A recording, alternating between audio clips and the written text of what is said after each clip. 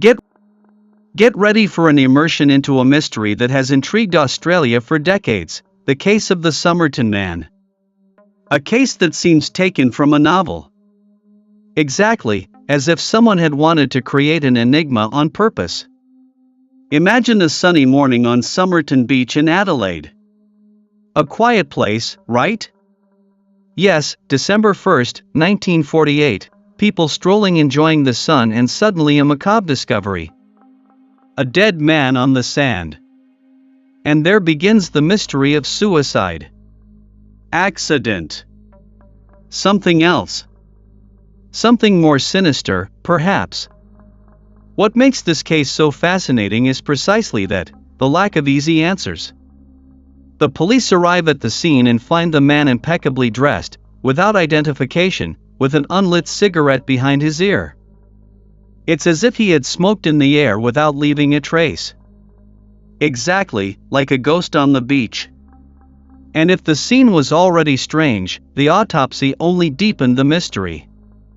Well, the autopsy revealed that the man was in perfect health. There were no signs of poison or violence. So, how did he die? That is the million-dollar question. There was no clear cause of death. How can a healthy man die without leaving a trace?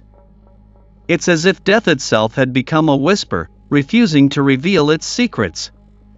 But the thing does not end there. A series of clues appear that seem taken from a spy novel. Indeed, shortly after, the police find a small piece of paper in the man's pocket with the words Tamam Shud printed on it. Tamam Shud? What does that mean? It turned out to be a Persian phrase that means finished or ended. And the curious thing is that this phrase is found on the last page of a book of poetry called Rubaiyat by Omar Khayyam. A book of Persian poetry.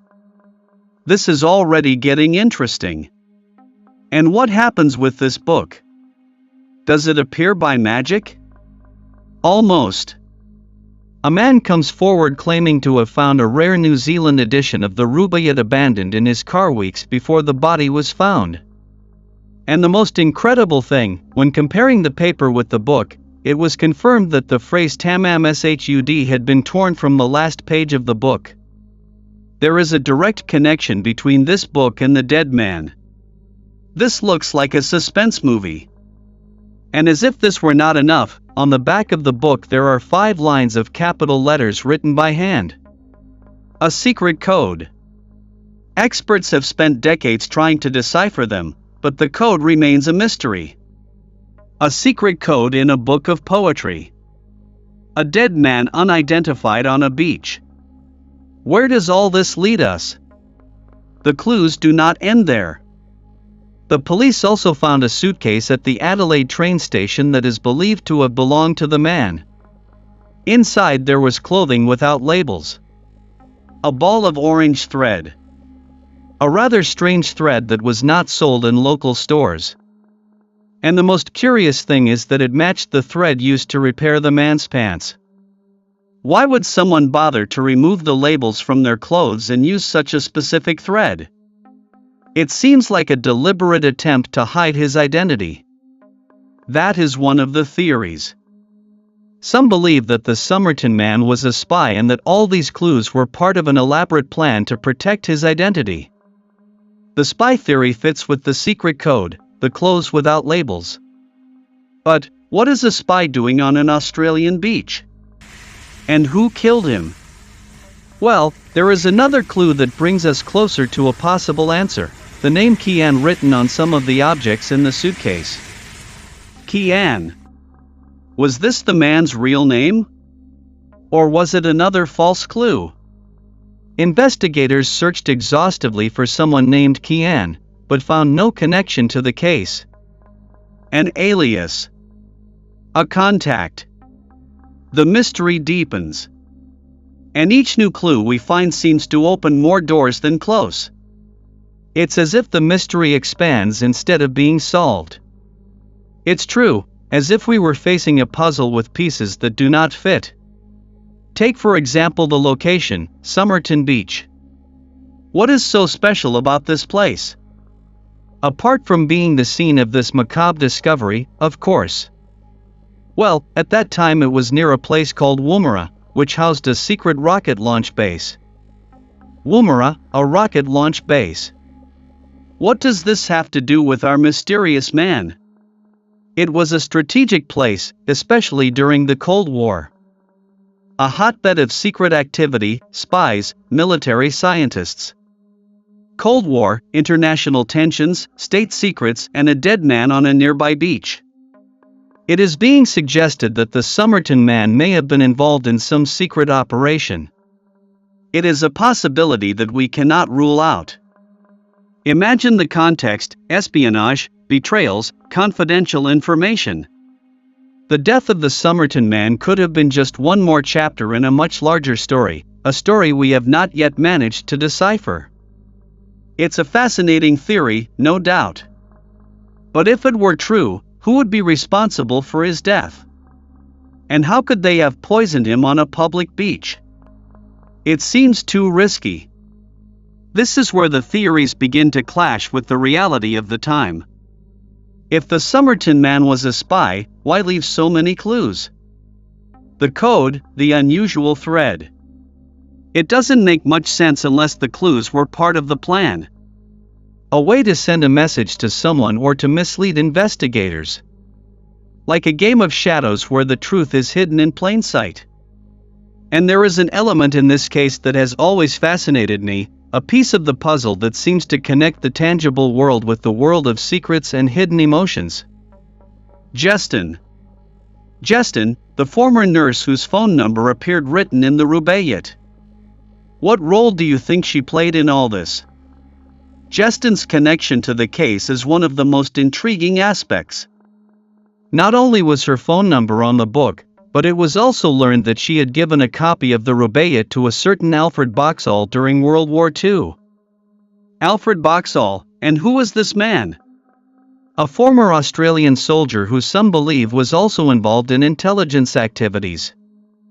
This is getting more and more complicated. And what happened to Justin? Did she know anything about the death of the Somerton man? When Justin was questioned by the police, her behavior was quite strange. She became very nervous upon seeing a photo of the Somerton man, even appearing to be about to faint, but she denied knowing him. She could have been hiding something, perhaps a secret love or a connection to the world of espionage that she did not want to reveal. It's a possibility. Some believe that Justin was a double agent caught between two worlds, or that she simply fell in love with the wrong man, a man whose past dragged her into a whirlwind of mystery and danger. And in the end, Justin took her secrets to the grave, leaving behind a trail of unanswered questions. But the story of the Somerton man does not end there. Decades later, forensic science achieved what traditional investigation could not: put a name to the unknown man. In 2022, thanks to DNA analysis and genetic genealogy, the Somerton man was identified as Carl Charles Webb, an electrical engineer from Melbourne. After so many years, the man's identity is finally revealed. But, does this discovery shed any light on the case? Does it confirm or rule out any of the existing theories?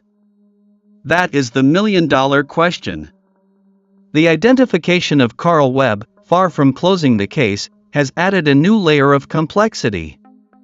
On the one hand, we have a name, a face, a story. But on the other hand, his background does not quite fit with the theories of the spy or the secret agent, does it?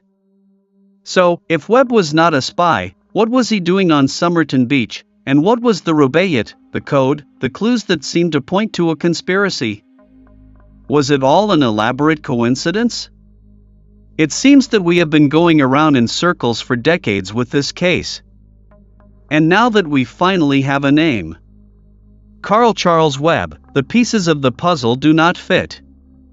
It's as if we had opened a door expecting to find answers and found ourselves in another room full of mysteries. If Webb was not a spy, what do all those clues mean? The rubaiyat, the code, the orange thread. It could be that those clues had nothing to do with an international conspiracy, that they were something more personal. something that only Carl Webb knew. Some researchers believe that the Rubaiyat code could be a messaging code, but not a message for a government or an organization, but for a particular person. For a secret lover, a trusted friend, even an enemy. That would explain why the book appeared in the car of a stranger. Perhaps Webb left it there intentionally as a way to send a message without arousing suspicion. And the contents of the suitcase, the clothes without labels, the unusual thread? It could be a way to mislead anyone trying to follow his trail. Like a smokescreen, to protect his true identity and his motives. But if Webb was trying to hide something, why leave the Rubaiyat with the code? Wouldn't that be like leaving a trail of breadcrumbs that leads directly to him? Unless that was the intention. Perhaps Webb wanted someone to find the book or someone to decipher the code and discover his secret. A final act of defiance, a way to leave his mark on the world even after his death. It's possible. Or perhaps he simply wanted to make sure that his story was not forgotten, that someone would continue searching for answers even after he was gone. And in a way he has succeeded.